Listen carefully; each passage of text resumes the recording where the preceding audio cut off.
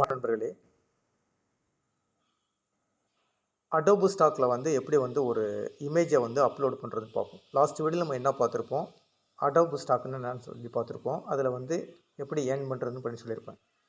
இப்போ நான் அந்த வெப்சைட்டில் எப்படி ஒரு இமேஜை அப்லோட் பண்ணுறது.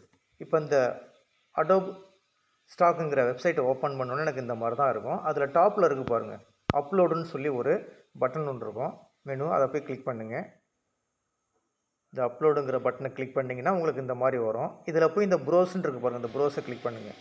ப்ரோஸை கிளிக் பண்ணிங்கன்னா அதில் உங்களுக்கு ஃபைல்ஸ் கேட்கும். ஃபைலை போய் கிளிக் பண்ணிங்க. நீங்கள் ஆல்ரெடி க்ரியேட் பண்ணி வச்சுக்கூடிய இமேஜை நீங்கள் அதில் அப்லோட் பண்ணலாம். இப்போ எக்ஸாம்பிளுக்கு பாருங்கள், இதில் நான் ஒரு கிரீட்டிங்ஸ் கார்டு ஒன்று டிசைன் பண்ணி வச்சுருக்கேன். அந்த கிரீட்டிங் கார்டு ஜஸ்ட் கிளிக் பண்ணுறேன்.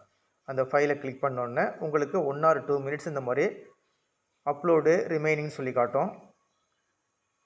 ஒரு 1 or 2 minutes வெயிட் பண்ணிங்கன்னா இந்த இமேஜ் அப்லோட் ஆகிடும்.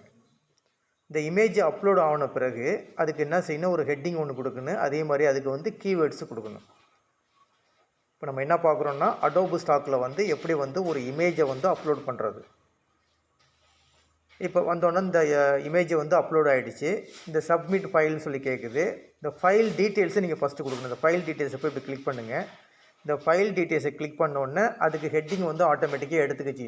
நீங்கள் புதுசாக ஹெட்டிங் கொடுத்தாலும் கொடுத்துக்கலாம். அந்த மாதிரி என்ன வேணுமோ கொடுத்துக்கலாம். இப்போ நான் எக்ஸாம்பிளுக்கு நான் கிரீட்டிங்ஸ் கார்டுன்னு சொல்லி கொடுத்துருக்கேன். கொடுத்துட்டு இப்போ இந்த இடத்துல பாருங்கள், ஆட்டோமேட்டிக்காக கீவேர்ட்ஸ்லாம் ஆட்டோமேட்டிக்காக எடுத்துக்கிச்சு. இல்லைன்னா நீங்கள் இதெல்லாம் எரேஸ் பண்ணிவிட்டு நீங்கள் புதுசாக வேணாலும் நீங்கள் உங்களுக்கு தகுந்த மாதிரி வேணாலும் செஞ்சுக்கலாம். நீங்கள் மாற்றி வேணாலும் இதில் போய் நீங்கள் எடிட் பண்ணிக்கலாம்.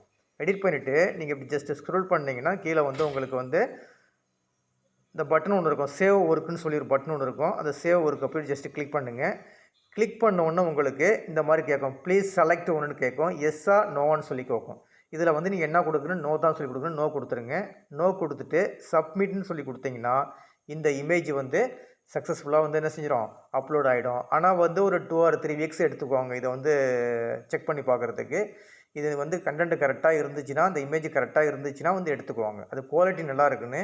அதுக்கு தான் என்ன சொல்கிறேன், நான் கேன்வாவில் நீங்கள் ஒர்க் பண்ணும்போது, ஆல்ரெடி போன வீடியோவில் சொல்லியிருப்பேன், கேன்வாவில் நீங்கள் ஒர்க் பண்ணும்போது 40:10 அதே மாதிரி 30:10ங்கிற பிக்சல் கொடுத்துக்கிட்டு அதில் நீங்கள் ஒர்க் பண்ணுங்கள். அதில் ஒர்க் பண்ணும்போது நீங்கள் ஒர்க் பண்ணி டவுன்லோட் பண்ணிவிட்டு, டவுன்லோட் பண்ணும்போது ஜேபிஜி அதே மாதிரி பிஎன்ஜி இந்த மாதிரி ஃபார்மேட்டில் நீங்கள் டவுன்லோட் பண்ணிக்கிட்டு அந்த ஃபைலை இந்த அடோப் ஸ்டாக்கில் அப்லோட் பண்ணிக்கலாம்.